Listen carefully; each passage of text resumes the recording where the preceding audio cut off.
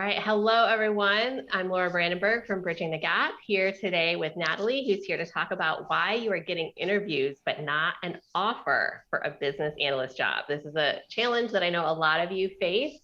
And so Natalie is a career mindset coach that's helped hundreds of people get unreasonable offers. I love that, that they didn't really originally believe that they could get. And she works on mindset, which those of you who followed me for a while know I'm a big geek when it comes to mindset and success strategy. And she helps you with both.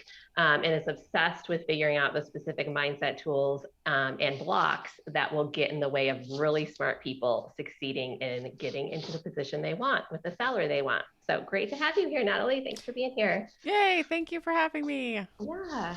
And before we get started, actually, we'll get to that at the end, right? The website and all that. But you have this guide, which you shared with me called 8 reasons that you get interviews but no offers. And I've downloaded it and read through it. I think it's absolutely brilliant. And anyone who wants to download it can get it in the notes below. But we're not going to cover all 8 reasons today because this is a bit of a short interview, but I do want to just dig deeper into a few of the reasons that really stood out to me and I think are relevant to our community. So the first one was number 2, and this is where you said they sensed an energetic doubt in your abilities, right? And this one certainly, I think, affects business analysts because as analytical thinkers, we often doubt ourselves in the first place. And then Yeah. we can get thrown off because like the terminology is a little different that we've seen before. And we want to make sure we're like answering the question perfectly.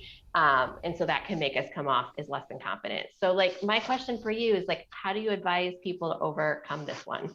Yeah, for sure. So there's many different tools that I use. I think the one here that's most applicable for maybe a new business analyst or somebody who is unsure of their own abilities right now is to look at, first of all, take stock of what you have done and make that forefront of your mind. Like I have done, and even if it seems like it's small things, there's always a big list of things that you have already done that you're probably not giving yourself enough credit for.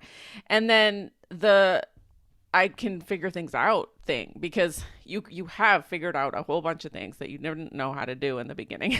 Right? Mhm. I've like it's like you've been doing that since you were born. And it like walking, talking, like it's just stuff you figured out along the way. And all of a sudden we grew up and we got really doubtful that we would be able to figure things out, and that's where we get tripped up. Mhm. So I would offer that thought, and it's really helped a lot of my clients to just repeat that, like I know I can figure things out, because and then pointing to all that evidence of the times when you have figured things out when you started and you had no idea how that was going to go. Yeah, and So I mean, just like as a business analyst, your job is to figure things out, right? So yeah. like Exactly. you probably Yeah. have done this before, and if it's a good role for you, you probably have, you have a lot of evidence in your favor of your Yeah. ability to And figure there's things so out. much evidence anyway. Like it's so easy for me to go into a conversation with a client and start to dig out all the things that they've done. But the problem is nobody is going to sit there and question you on the details of the things you've done. So you have to do that yourself for yourself so that you can be like, okay, I understand. I do bring more to the table than I thought. And I have figured out more things than I thought. Yeah. Yeah, So, that prep work seems really hmm, key. yeah, for sure. So, the next one I wanted to ask you about was like when people say they didn't get specific enough or concrete enough information, right? So, can Hmm. you just share a little bit more about that and like how Yeah. much do you advise people to share? Because you also don't want to go like so deep into the details that you're lost in the weeds. Yeah, for sure. That's a great question too. So it's kind of like I was thinking about this and how I could use an analogy to kind of illustrate how this is. And it's like a if you're serving a meal, you don't want the meal to be so like overwhelmed with so many spices and so many things that you can't taste any of it. But you also don't want it to be so bland that it just tastes like nothing. Right? And so what I think is people normally will go on the bland vague side and they'll be like, "Oh yeah, I can do that," or they won't give specific examples. So what we want is like I think like the main part of the meal is like your results. Are like what are the results that you attained or achieved from the story that you're telling? Was it that you got people to collaborate on something and that meant that the business was now able to move forward with a project that got done on time, and why did that matter? So the main part of the meal is the result. And then the side dishes are kind of like the situation, like explaining how you, like explaining just the context of the situation, like how you got into it, what your task was, what the assignment was, just giving some context, and then talking a little bit about the actions that you took and how you did them. But your main part of the meal is the one that they care about the most are going to be the end result that that what you're talking about actually achieved. So that's kind of how I would describe it. And just think it's like one extreme, you're really vague and you're like, yeah, I did it. I can do it. No problem. The other, you're like telling them all these things and they're just kind of, their eyes are glazing over with, okay, yeah, when are you going to be done talking? So you want to kind of be in the middle, focusing on, like, don't forget the results. Like, I find a lot of people forget the results. I'll be having a conversation and they'll be like, well, I did this, and this. And I will say as the coach, okay, but why did that matter? What were the results from that? And then they will give me the best answer they've given. But you have to dig for it. Exactly.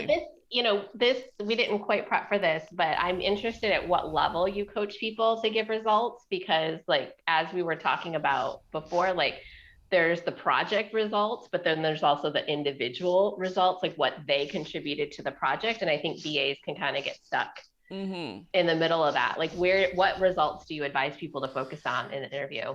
Yeah, so a question I asked to kind of weed that out and clarify that for people is, what would have happened if you were not there? Right? Like, what do you think would have happened if you were not part of that project at all? And then it kind of becomes clear as to what unique specific contribution they had. Yeah. And we could kind of put together, like, what was it in their unique thought processes that contributed to that final result. And so that's kind of a good weeding question to make it clear, because they have a pretty good idea at that point. If you remove that person from the situation, the project would have turned out differently. Yeah. So like, as a business analyst, if you weren't there to write the dozen use cases for how the software was going to work, the business and the software people would have been talking back and forth and trying to shortcut this process and probably built the wrong thing and be iterating through it instead of like a really clear process. And I think, and like that example too is like, in terms of, you're like, don't go into like you wouldn't go to the details of like, well, first I did this use case and then I did this use case and then I did this, but you might say, I created a dozen use cases and this is how I worked with the team, right? To kind of give a flavor of the project without like the step by step by step. Yeah, totally. And I like to say, like, when I was interviewing myself, I would always like kind of give them that overall thing, and then I would say, and if you want to see more examples, or if you want to see more results, I'm happy to share them. Most of the time they didn't need to, but it made me feel better to just give that option. Yeah. All right. And there are so many, again, good reasons in the guides, and there's a lot of practical guidance too. But the last one I want to talk about in the time that we have today is number 8. And this was like, it has nothing to do with you, right? Like, and I think job seekers want to make every interview about them, and it's not always the case. Like, often I think when people are interviewing business analysts, it's like the hiring manager sometimes doesn't have a clear view even of the role that they're hiring for. And so they might put a list of qualifications down, but then as they start to interview people, you might be like qualified on paper, but they're like, oh my goodness, this is not what I actually need. Like, I didn't get the requirements right, which is a total, it's not about you situation. But like, how would you help advise people to like maintain their mental and emotional resilience in the face of like that kind of an interview process where that might be happening? Totally. So in that kind of an interview process, or in the kind of a process where you went in and you just kind of knew it wasn't the right fit and you didn't really like it either, like there's going to be situations like that where it wasn't going to work out no matter what you did.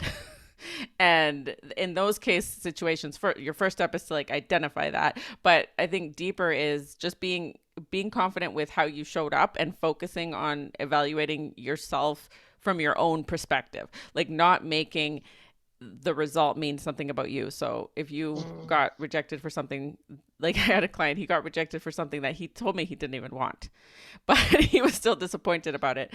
And it's like, you get to make the decision, I don't want to work for a company who doesn't know what they want yet. Yeah. Like, I don't want to work for a company who isn't going to be flexible with time off, or whatever it is that you discovered in the interview that maybe you didn't feel right about. And So I would say, like in my program, I talk about evaluating based on things you can control. So there's a list of things you can control, you can feel really good about. You can walk out of that interview saying, you know what, I did everything I could. I'm happy with how I showed up. And if it's not a match, it's not a match. And sometimes it's not. Yeah. So identifying that Yeah. you have a decision to make as well. It's not just them. Like it's equal. I think we often get that confused. We think they're the ones with the power and stuff, but they need you too. Yes. I mean, you have an immense amount of power as a business Hmm. analyst, and people need this skill set. And like, they just need to understand what you can do and the value you can create for them. So Hmm. that's awesome. So, Natalie, do you want to share a little bit more about this download I've been talking about and where people can find it? I'll definitely Yeah. leave a link below. Yeah, absolutely. So the link for it is below, and we go into the 8 specific reasons, how to fix them all, and yeah, just kind of going into the mindset because that was the number one question that I kept getting is I'm going on all these interviews, but what am I doing wrong? And so, like we talked about, sometimes it really doesn't have anything to do with you, but most of the time there are some things that you can do to definitely increase your chances and guarantee that job offer coming through. That's awesome. And if you want to learn more about the business analyst role specifically at Bridging the Gap, we also have a free workshop called the Quick Start to Success. And I will leave that link below as well. So welcome. Thank you so much, Natalie, for being here today. And thank you, thank you for being here today. Awesome. Thank you for having me. It was great.